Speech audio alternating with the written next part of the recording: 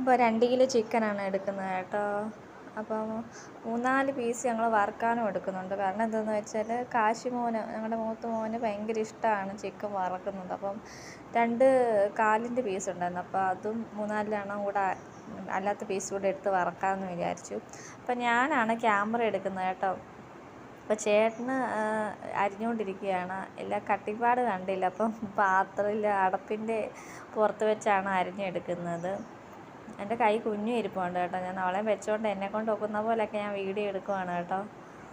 ചേട്ടൻ പറയുന്നത് എനിക്ക് വീഡിയോ എടുക്കാനൊന്നും അറിയത്തില്ല, ഇങ്ങനൊന്നും അല്ല ക്യാമറ പിടിക്കുന്നതെന്നൊക്കെ എന്നോട് സൈഡിൽ നിന്നുകൊണ്ട് പറയുന്നുണ്ട്. ഞാൻ പിന്നെ എന്നെക്കൊണ്ടാവുന്ന പോലെയൊക്കെ ഞാൻ ചെയ്ത് കൊടുക്കുവാണ് കേട്ടോ. അപ്പോൾ ആദ്യം ഞങ്ങൾ സവോളയൊക്കെ അരിയുവാണ്. പിന്നെ കുറച്ച് കൊച്ചുള്ളിയും കൂടെ എടുത്തിട്ടുണ്ട്. ഒരു 10-12 കൊച്ചുള്ളിയും 2 സവോളയുമാണ് എടുത്തിരിക്കുന്നത്. പിന്നെ ഇഞ്ചി നീളത്തിൽ ചെറുതായിട്ട് അരിയുവാണ് കേട്ടോ. ഇഞ്ചിയും വെളുത്തുള്ളി ഇഞ്ചിയും കൂടെ ഞങ്ങൾ ചതച്ചെടുക്കാമെന്ന് വിചാരിച്ചു കേട്ടോ. അങ്ങനെ മറ്റേ കല്ലിനകത്ത് ചതച്ചെടുക്കുകയാണ് ഞങ്ങൾ ചെയ്യുന്നത്. പാള അരിഞ്ഞുകൊണ്ടിരിക്കുകയാണ്.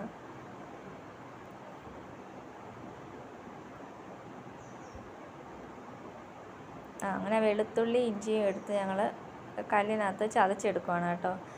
ചതച്ചെടുക്കാൻ വേണ്ടി ഞാൻ ചേട്ടയിൽ ഫോൺ കൊടുത്തു. ഞാനാണ് ചതയ്ക്കുന്നത്. എന്നിട്ട് എനിക്ക് സ്പീഡില്ല, നന്നായിട്ട് ചതയുന്നില്ലെന്നൊക്കെ പറഞ്ഞ് ആൾ പിന്നെ ലാസ്റ്റ് എൻ്റെ നിന്ന് വാങ്ങി ചേട്ടൻ തന്നെ പിന്നെ ചതച്ച് കേട്ടോ.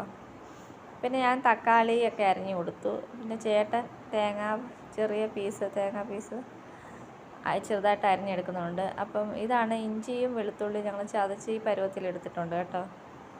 അങ്ങനെ തക്കാളിയും അതെല്ലാം ഞങ്ങൾ സെറ്റ് ചെയ്ത് അങ്ങനെ ഗ്യാസ് കത്തിക്കുകയാണ്. അപ്പം ഉരുളി വെച്ചിട്ടുണ്ട്. അതിൻ്റെ ചെറിയൊരു കറുത്ത പാട് പോലെ കിടക്കുന്നത്, അഴുക്കൊന്നുമല്ല, എന്താണ്ടിൻ്റെ ഒരു പാടാണ്. അതൊരു ഞാൻ ഉരച്ച് നോക്കിയിട്ടൊന്നും പോകുന്നില്ല, ചെറുതായിട്ടേ പോകുന്നുള്ളൂ. അപ്പോൾ നിങ്ങൾ അതിൻ്റെ ഭംഗിയൊന്നും നോക്കണ്ട. അപ്പോൾ ഞങ്ങൾ എണ്ണയിലേക്ക് തേങ്ങ പീസ് മുറിച്ചത് അതിനകത്തിട്ടിട്ടുണ്ട്. അതിന് ശേഷം നന്നായിട്ട് ഒന്ന് ചെറുതായിട്ടൊരു ബ്രൗൺ കളറായി വരുമ്പോൾ നമുക്ക് ഇഞ്ചിയും വെളുത്തുള്ളിയും കൂടി ചതച്ചതിട്ട് കൊടുക്കാം. എന്നിട്ട് ഇളക്കി കൊടുക്കണം. നന്നായിട്ടൊന്ന് ഇളക്കി കൊടുക്കണം.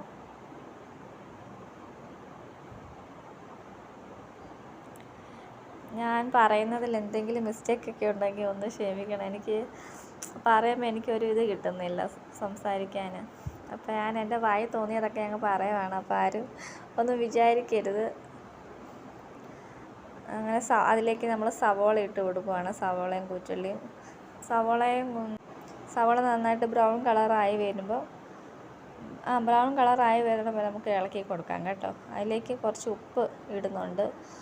ഉപ്പ് ഇട്ടപ്പോഴത്തേക്കും കുറേ പീസ് താഴെ ഉപ്പ് ചട്ടിയിലോട്ട് വീണു. അപ്പോൾ ഞാൻ പറഞ്ഞു എടുത്ത് ഉപ്പ് തിരിച്ചിട്ടേര്, താഴെ ഉരുളി വീണല്ലോ കുറച്ച് ഉപ്പ്, അത് മതിയെന്ന് പറഞ്ഞു. പിന്നെ നമുക്ക് ആവശ്യമുണ്ടെങ്കിൽ ഉപ്പ് ചേർക്കാമെന്ന് വിചാരിച്ചു. അങ്ങനെ എടുത്തത് അങ്ങ് അതിലേക്ക് പാത്രത്തിൽ തന്നെ ഇട്ടു. ചേട്ടന് ഇളക്കി കൊടുക്കുകയാണ് കേട്ടോ.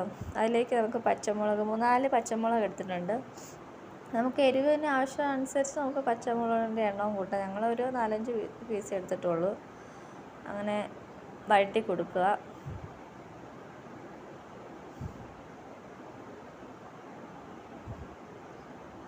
നല്ലൊരു ബ്രൗൺ കളർ ആകുന്നിടം വരെ ഇങ്ങനെ വഴറ്റി കൊടുക്കണം കേട്ടോ. അപ്പോൾ ചെറുതായിട്ട് ബ്രൗൺ കളറായി വരുന്നുണ്ട്.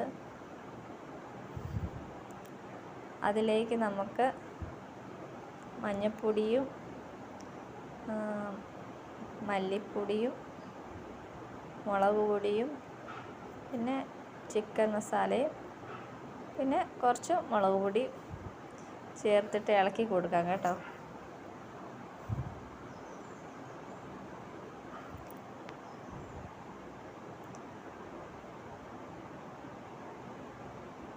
നമ്മുടെ ആവശ്യത്തിനനുസരിച്ച് നമുക്ക് ഈ പൊടികളെല്ലാം ചേർത്ത് കൊടുക്കാം കേട്ടോ.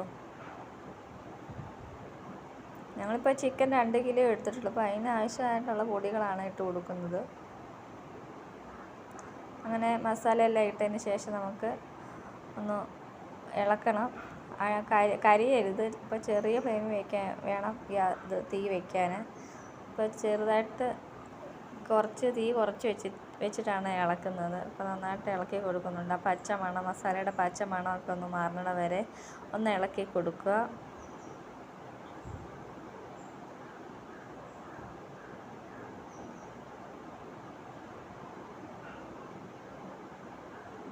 പച്ചമണം മാറുമ്പോഴത്തേക്ക് നമുക്ക് പച്ചവെള്ളം ആഡ് ചെയ്യാം കേട്ടോ.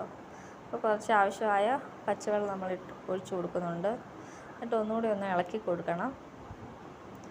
നല്ലപോലെ ഒന്ന് ഇളക്കി കൊടുക്കുക.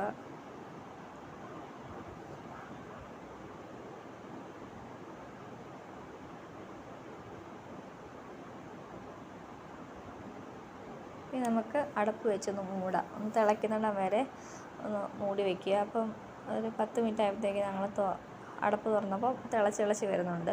അപ്പോൾ അതിലേക്ക് നമ്മൾ എടുത്ത് വെച്ചിരിക്കുന്ന ചിക്കൻ്റെ പീസ് ഇട്ട് കൊടുക്കുക.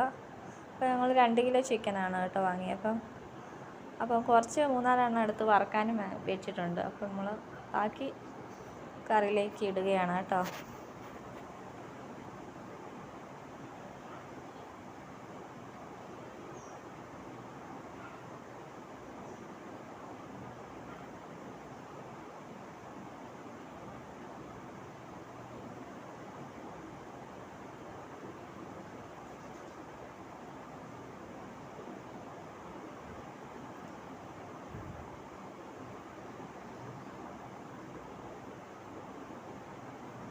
എന്നിട്ട് എല്ലാം കൂടി ഇട്ടതിന് ശേഷം നമുക്ക് എല്ലാം കൂടി ഒന്ന് ചെറുതായിട്ടൊന്ന് ഇളക്കി കൊടുക്കുക.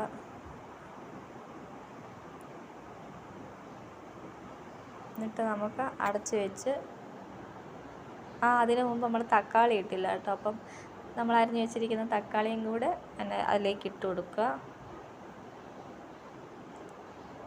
തക്കാളിയൊക്കെ ഇട്ടതിന് ശേഷം നമുക്ക് അടപ്പ് വെച്ച് മൂടിക്കൊടുക്കാവുന്നതാണ്.